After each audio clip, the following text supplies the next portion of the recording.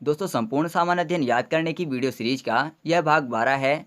इस सीरीज के अन्य भाग देखने के लिए इसी वीडियो के नीचे डिस्क्रिप्शन में प्लेलिस्ट का लिंक दिया हुआ है, जिस पर विजिट करके आप उन्हें आसानी से देख सकते हैं। दोस्तों इस चैनल में अन्य ट्रिक की तरह आज भी इसमें कुछ भी रटने या याद करने की ज़रूरत नहीं है। बस आपको पूरा वीडियो ध्यान से शुरू से लेकर अंत तक देखना है और ये स्वतः ही आपको याद हो जाएंगे।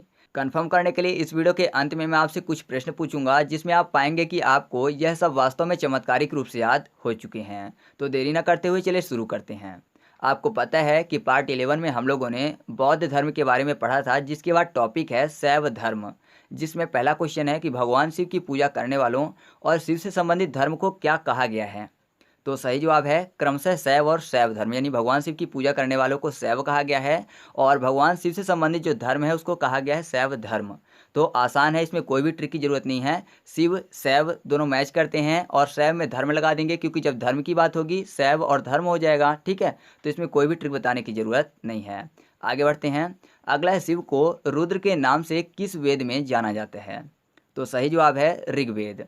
देखिए यहाँ पर रुद्र को अगर हम लोग कर लें रुद्रदेव, ठीक है, ऋग्वेद रुद्रदेव, तो अगर आप 2 से 3 बार इसको पढ़ोगे तो आपको यह हमेशा के लिए याद हो जाएगा। क्योंकि अगर आप देखेंगे तो रा से एक ही वेद आएगा, कौन सा, ऋग्वेद, रुद्रदेव ऋग्वेद। ठीक है, आगे बढ़ते हैं। अगला है, कपालिक संप्रदाय के इष्ट देव कौन थे। तो सही जवाब है भैरव। तो कपालिक में शब्द छिपा हुआ है कांपना, ठीक है, कपालिक कांपना, और भैरव में शब्द लिखा हुआ है भय रव। रव मतलब भगवान की बात हो रही है, अर्थात भगवान से भय की बात हो रही है। तो आपको पता है अगर किसी को भगवान से भय लगेगा, अगर किसी ने गलत काम किया है तो गलत काम करेंगे तो भगवान से भय लगेगा, तो भय लगेगा तो क्या करेंगे, कांपने लगेंगे, क्योंकि उनको सजा भी मिल सकती है जो उन्होंने गलत काम किया है उसके लिए। तो कांपने से कपालिक और भय लगा रव से, तो भय और रव से भैरव। ठीक है, अगला क्वेश्चन हमारे सामने है कि शिव एवं नंदी का एक साथ अंकन किन शासकों की मुद्राओं में मिलता है। तो सही जवाब है कुषाण शासकों की मुद्राओं में। ठीक है, यानी जो कुषाण शासक थे उनकी मुद्राओं में शिव एवं नंदी का एक साथ अंकन मिलता है। तो याद करना आसान है, क्योंकि आपको पता है कि जो शिव भगवान है वह नंदी की सवारी करते हैं, और जो नंदी हैं उनको क्या बोला जाता है, बैल बोला जाता है, क्योंकि नंदी बैल ही हैं और बैल को सांड भी कहते हैं। तो सांड से कुषाण, क्योंकि कुषाण में सांड शब्द छिपा हुआ है। तो आप ऐसे याद कर सकते हैं कि शिव एवं नंदी का एक साथ अंकन किन शासकों की मुद्राओं में मिलता है, कुषाण शासकों की मुद्राओं में, क्योंकि कुषाण में सांड शब्द छिपा हुआ है और नंदी जो कि बैल हैं तो बैल को सांड बोलते हैं। ठीक है, आगे बढ़ते हैं। फिर अगला पॉइंट है, पाशुपत संप्रदाय के अनुयायी क्या कहलाते हैं। तो सही जवाब है पंचार्थी। तो देखिए यहाँ पर पाशुपत में एक वर्ड लिखा हुआ है पशु। ठीक है, संप्रदाय का मतलब क्या होता है, एक विशेष समुदाय की बात हो रही है। अनुयायी मतलब फॉलोवर्स की बात, अर्थात फॉलो करने की बात। ठीक है, जो फॉलो करते हैं वो फॉलोवर्स हैं, अर्थात अनुयायी हैं। तो पशु जो है वह किसी को फॉलो कर रहे हैं, तो पशु अगर किसी को फॉलो करेगा तो जाहिर सी बात है कि वह अपने 4 पैरों से करेगा। ठीक है, पशु 4 पैरों से फॉलो करेगा, तो 4 से पंचार्थिक। तो पाशुपत संप्रदाय के अनुयायी क्या कहलाते हैं दोस्तों, पंचार्थिक कहलाते हैं। ठीक है, क्योंकि पशु फॉलो करेगा अपने 4 पैरों से। अब अगला पॉइंट है कि किस पुराण में शैव संप्रदाय की संख्या 4 बताई गई है और कौन कौन सी। तो वह पुराण है वामन पुराण, और जो शैव संप्रदाय की संख्या 4 बताई गई है तो वो 4 हैं, पाशुपत, कपालिक, कालामुख और लिंगायत। तो यहाँ पर अगर देखें तो एक वर्ड लिखा हुआ है पुराण। ठीक है, और पुराण का जो कनेक्शन है वह संख्या से बताया जा रहा है कि ये ऐसा कौन सा पुराण है जिसमें शैव संप्रदाय की संख्या 4 बताई गई है। तो अगर आप देखेंगे तो पुराणों में संख्या से संबंधित एक ही पुराण है, वह है वामन पुराण। ठीक है, वामन जो कि मिलता है 52 से, 52 यानी 52 से। तो एक ही ऐसा पुराण है जो कि संख्या से संबंधित है। तो आप ऐसे याद रख सकते हैं कि किस पुराण में शैव संप्रदाय की संख्या 4 बताई गई है, वामन पुराण में। ठीक है, और अगर आप चारों शैव संप्रदाय को याद करना चाहते हैं तो उसके लिए आपको एक लाइन याद रखनी पड़ेगी। वह लाइन है काला पशु गाय पाल। तो काला से कालामुख, पशु से पाशुपत, गाय से लिंगायत और पालने से कपालिक। ठीक है, एक और तरीका है, मैंने आपको ऊपर बताया कि जो शैव संप्रदाय है वह शिव से संबंधित है और आपको ये चीज़ पता भी है। तो जब बात होती है शिव की तो हमारे दिमाग में सबसे पहले एक बात आती है, कौन सी, शिव से संबंधित शिवलिंग की। ठीक है, तो शिवलिंग से लिंग से लिंगायत हो जाएगा। आपको पता है कि शिवलिंग कैसे दिखते हैं, कलर में तो काले दिखते हैं, तो काला से काला मुख। ठीक है, और फिर आपको ये भी पता है कि जो शिव भगवान है वह नंदी की सवारी करते हैं, नंदी पशु हैं। ठीक है, तो पशु से पाशुपत, और नंदी से रिलेटेड अगर आप देखें तो वह पाले भी जाते हैं, मतलब जो नंदी हैं या कि जो पशु हैं, जो बैल हैं, वह पाले जाते हैं, तो पालने से कपालिक। तो इस तरीके से भी आप इसको याद रख सकते हैं। अगला पॉइंट है कि लिंगायतों का मुख्य धार्मिक ग्रंथ क्या है। तो सही जवाब है शून्य संपादनी। याद करना है तो लिंगायत में सब छिपा हुआ है, गायत अर्थात गाने की बात हो रही है, और धार्मिक में धर्म शब्द। तो अगर कोई भी व्यक्ति धर्म से संबंधित चीज़ों को गाए तो फिर लोग उसको सुनना पसंद करते हैं, है ना। अगर कोई व्यक्ति किसी भी धर्म से संबंधित चीज़ों को गाए तो लोग उनको सुनना पसंद करते हैं। तो सुनने से शून्य संपादने। तो आप ऐसे याद कर सकते हैं कि लिंगायतों का मुख्य धार्मिक ग्रंथ क्या है, शून्य संपादने। ठीक है। अगला पॉइंट है कि 10वीं शताब्दी में नाथ संप्रदाय की स्थापना किसने की थी।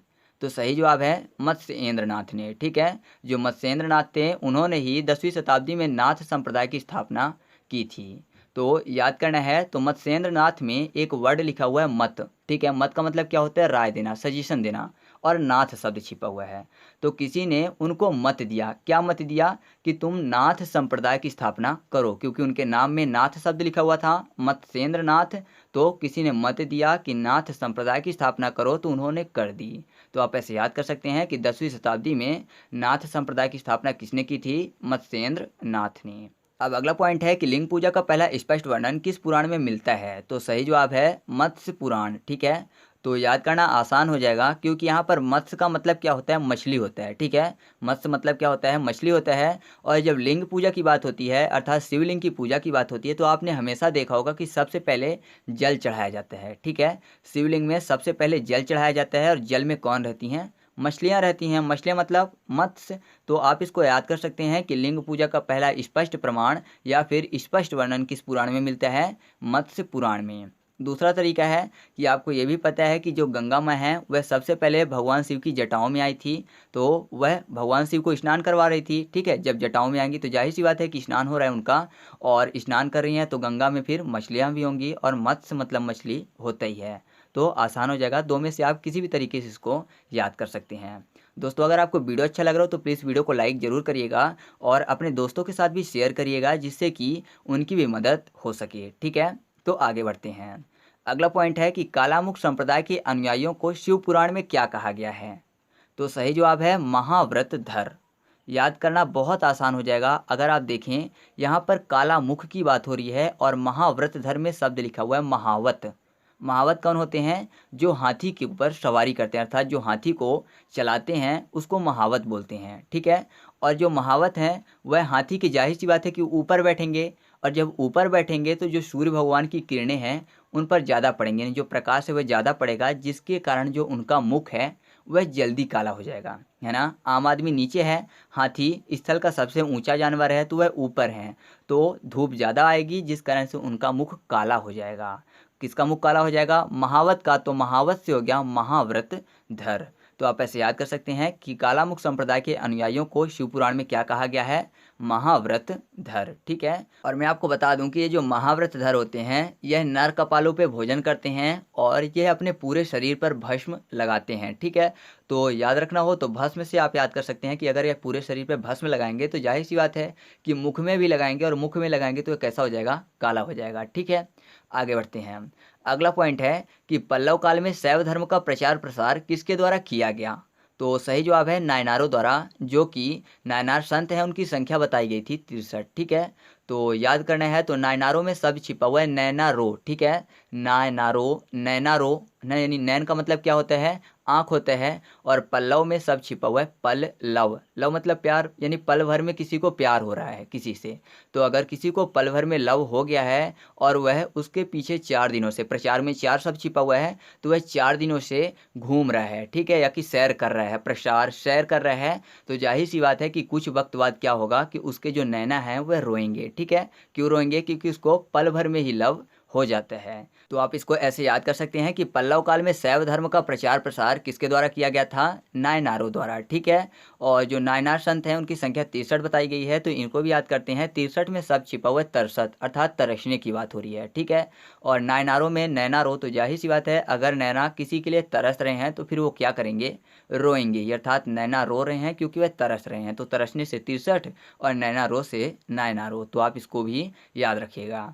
अगला पॉइंट है कि एलोरा के प्रसिद्ध कैलाश मंदिर का निर्माण किस राजवंश के शासकों ने करवाया था। तो सही जवाब है राष्ट्रकूट वंश के शासकों ने। तो एलोरा में एक वर्ड लिखा हुआ है एलोवेरा। एलोरा एलोवेरा। और आपको पता है कि जो एलोवेरा है वह जड़ी बूटियों में आता है। अब जड़ी बूटियों में आता है तो उसको जाहिर सी बात है कि कूटा जाता होगा और फिर उसका रस निकाला जाता है। कूट के उसका रस निकाले तो कूटने से राष्ट्रकूट। तो एलोरा के प्रसिद्ध कैलाश मंदिर का निर्माण किस राजवंश के शासकों ने करवाया था दोस्तों? राष्ट्रकूट राजवंश के शासकों ने। ठीक है। अगला पॉइंट है तंजौर में प्रसिद्ध राजराजेश्वर शैव मंदिर, जिसको बृहदेश्वर मंदिर भी बोलते हैं, तो इसका निर्माण किसने करवाया था? तो सही जवाब है चोल शासक राजराज प्रथम ने। तो राजराज से राजराजेश्वर क्लियर हो जाएगा। मैं आपको बता दूं कि जब भी एग्जाम में पूछा जाता है तो कभी भी ये नहीं बोला जाता कि शैव मंदिर है या विष्णु मंदिर है, हमेशा इतना ही पूछा जाता है कि राजराजेश्वर मंदिर का निर्माण किसने करवाया था, या फिर इसका दूसरा नाम जो है बृहदेश्वर मंदिर का निर्माण किसने करवाया था, ऐसे एग्जाम में पूछे जाते हैं। तो यहाँ पर मंदिर में ही राजा का नाम छिपा हुआ है, तो आसानी से याद कर सकते हैं कि राजराजेश्वर जो मंदिर है वह किसने बनवाया था? राजराज ने। ठीक है। और इसका दूसरा नाम अगर आप याद करना चाहते हैं बृहदेश्वर, तो राजराज में 2 राज लिखे हुए हैं, एक राज तो है ही, साथ में एक और राज। तो जाहिर सी बात है कि जिसके पास राज है, मतलब एक राज नहीं है बल्कि राजों से भी ज़्यादा राज हैं, तो उनका राज कैसा होगा? बृहद होगा। तो बृहद से बृहदेश्वर मंदिर। ठीक है। अगला पॉइंट है दक्षिण भारत में प्रचलित लिंगायत संप्रदाय को और क्या कहा जाता है? तो सही जवाब है वीर शिव संप्रदाय। यहाँ पर वीर में एक वर्ड लिखा हुआ है वीर। वीर मतलब क्या होता है? बहादुर टाइप के। ठीक है। और वीर से संबंधित एक रस भी होता है, वीर रस। दक्षिण में क्षण शब्द छिपा हुआ, लिंगायत में गायत अर्थात गाने वाला। तो अगर कोई भी अच्छा खासा गाता है तो जाहिर सी बात है कि अगर वह अच्छा गाता है तो दूसरे को भी क्षण भर में अपने गाने में लीन कर लेगा अपने गायन में क्षण भर में, और वह किसी को भी चाहे तो वीर रस में डुबो सकता है। तो वीर से वीर शिव क्षण भर में किसी को लीन कर दिया गाने में, तो क्षण से दक्षिण भारत और लीन और गाने से लिंगायत। तो आप इसको ऐसे याद रख सकते हैं कि दक्षिण भारत में लिंगायत संप्रदाय को क्या कहा जाता है? वीर शिव संप्रदाय। ठीक है। अब अगला पॉइंट हमारे सामने है कि आजीवक संप्रदाय के संस्थापक कौन हैं? तो सही जवाब है मखलीपुत्र गोसाल। याद करना है तो आजीवक में एक वर्ड लिखा हुआ है आजीवक। वक मतलब वगुला होता है, और कोई व्यक्ति बुला रहा है कि आओ जी वक, यानी वक को बुला रहा है। अब वक को बुलाना है तो जाहिर सी बात है किसी को बुलाने के लिए उसकी फेवरेट चीज़ देनी पड़ेगी, और वक की फेवरेट चीज़ क्या होती है? वह होती है मछलियाँ। मछलियाँ जो होती हैं वक की फेवरेट चीज़ होती हैं। तो मछली अगर फेंकेंगे तो वक क्या होंगे? आ जाएंगे। तो आजीवक से हो गया आजीवक संप्रदाय, और मछली से मखलीपुत्र गोसाल। तो आप ऐसे याद रख सकते हैं कि आजीवक संप्रदाय के संस्थापक कौन हैं? मखलीपुत्र गोसाल। ठीक है। आगे बढ़ते हैं। अगला है घोर अक्रियावादी संप्रदाय के संस्थापक कौन हैं? तो सही जवाब है पूरण कश्यप। यहाँ पर अक्रियावादी में शब्द लिखा हुआ है अक्रिया, मतलब कोई व्यक्ति है वह क्रिया नहीं कर रहा है।